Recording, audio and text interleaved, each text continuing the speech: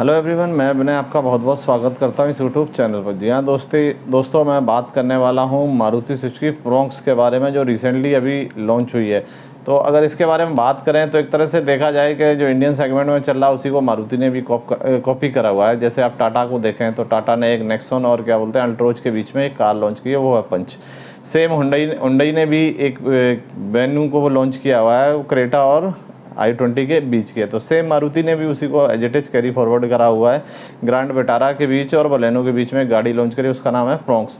तो इसके बारे में विस्तार पूर्वक बात करेंगे। किन इंजन के साथ आती है, मैनुअल ट्रांसमीटर है, मैनुअल गियर सिस्टम है या फिर ऑटोमेटिक है, और किस प्राइस से स्टार्ट होती है, किस प्राइस तक जाती है, और क्या क्या फीचर्स हैं, क्या क्या इसके अंदर फैसिलिटी आपको मिलेगी, इसी के बारे में बात करेंगे विस्तार पूर्वक। चलिए शुरू करते हैं। सबसे पहले अगर बात करें फ्रंट से, तो फ्रंट से आप देखोगे तो इस पर एक कैमरा आपको नज़र आ जाएगा, फ्रंट ग्रिल पे ही कैमरा नज़र आ जाएगा। फ्रंट से आप देखोगे तो आपको ग्रैंड विटारा ही नज़र आएगी।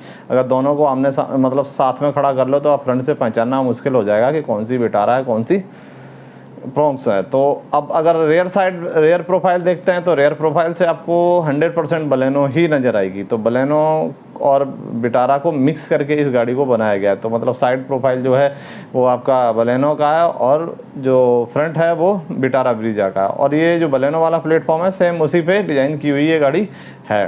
तो इसमें ऐसा कुछ अलग नहीं है कि मतलब इन्होंने कोई नया प्लेटफॉर्म लाया कुछ लाया। जो इंजन है वो इसमें 1.2 लीटर आता है, एक 1 लीटर टर्बोजेट इंजन आता है। तो आपकी जो मतलब क्या बोलते हैं टर्बोजेट का 1 लीटर का वहीं पे उपयोग आएगा जहाँ पे आप क्या बोलते हैं 2000 आरपीएम से ऊपर गाड़ी ले जाएं। फॉर एग्जांपल आपकी रनिंग हाईवे पर ज़्यादा है, अगर हाईवे पे आपकी रनिंग ज़्यादा है तो आप क्या बोलते हैं मेनू में आप क्या कर सकते हैं कि 1 लीटर टर्बोजेट ले सकते हैं। तो उसमें क्या है कि 2000 आरपीएम पे जाने के बाद टर्बोजेट का एक्चुअल परफॉर्मेंस नज़र आएगा। अदरवाइज सिटी में चलाते रहेंगे तो आपको समझ ही नहीं आएगा कि टर्बोजेट क्या है और 1.2 लीटर वाला नॉर्मल में क्या फ़र्क है। दोनों में आपको समझ नहीं आएगा। जब तक 2000 आरपीएम क्रॉस नहीं करोगे आप तब तक आपको पता ही नहीं चलेगा टर्बोजेट एक्चुअल में काम क्या है, टर्बोजेट इंजन का एक्चुअल में परफॉर्मेंस कैसी है, उसका काम कैसा दिखता है। तो ये तो इंजन की बात हुई। आप चलते हैं गाड़ी के अंदर। तो गाड़ी के अंदर अगर आप जाओगे तो एज इट इज बलेनो को कॉपी कर दिया गया, वही आपके अलावा भी मतलब जो भी स्टीयरिंग पे कंट्रोल हैं वो सब दिए हुए हैं। और क्या बोलते हैं बलेनो वाला सेम म्यूजिक सिस्टम 6 स्पीकर के साथ आता है। बस इसमें एक प्लस पॉइंट मुझे ये दिखा कि इसमें 6 एयरबैग आते हैं। सिक्योरिटी का मतलब सेफ्टी का काफ़ी अच्छा ध्यान रखा गया है कि इसमें 6 एयरबैग दिए गए हैं। तो ये तो हो गई अंदर और बाहर की बात। अगर इसका जैसे इंजन की बात करें तो अगर सिटी में चलाना है तो 1.2 लीटर आप ले लो, क्योंकि मैनुअल रहेगा और उसमें सही चलेगा। क्योंकि हाईवे पर अगर जाना है तो आप 1 लीटर टर्बोजेट के साथ जा सकते हैं।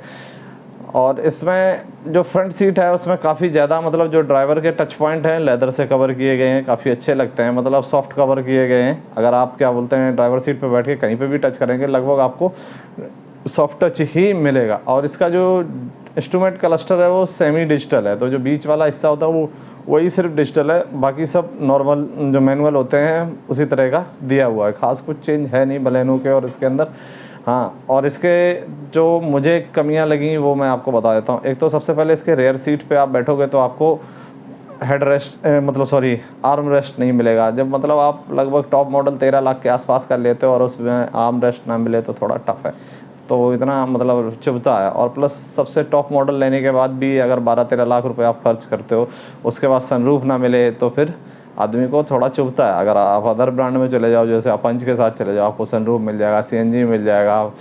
तो इस तरह से मतलब मारुति को सोचना चाहिए था कि सनरूफ भी देना चाहिए था, पीछे आर्म रेस्ट भी देना चाहिए था। तो ये छोटी छोटी कमियां हैं जिससे थोड़ा कस्टमर डिसअपॉइंटेड हो जाता है। तो मेरी तरफ से यही जानकारी थी।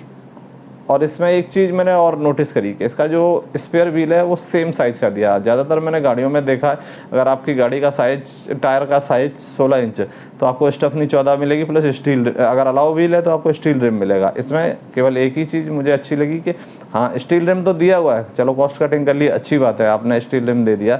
लेकिन उसमें क्या है कि 16 इंच का ही टायर दिया तो आदमी इतना परेशान नहीं होगा। अगर 15 इंच का टायर देते हैं तो दिमाग में कीड़ा रहता ना कि यार 15 इंच का स्टेपनी चला रहा हूँ, इसका क्या करूँ, जल्द से जल्द इसका टायर चेंज कराऊँ। तो क्या है कि आदमी थोड़ा माइंड रिलैक्स रहता है कि हाँ आज नहीं तो कल नहीं तो परसों मैं आराम से बाई कर लूँगा, मेरा टायर सेम साइज़ का है तो मुझे कोई इशू है नहीं गाड़ी चलने में या गाड़ी का कुछ भी बनेगा बिगड़ेगा नहीं। 16 इंच है ठीक है चलेगा, अच्छा खासा चलेगा, कोई दिक्कत वाली बात है नहीं इसमें।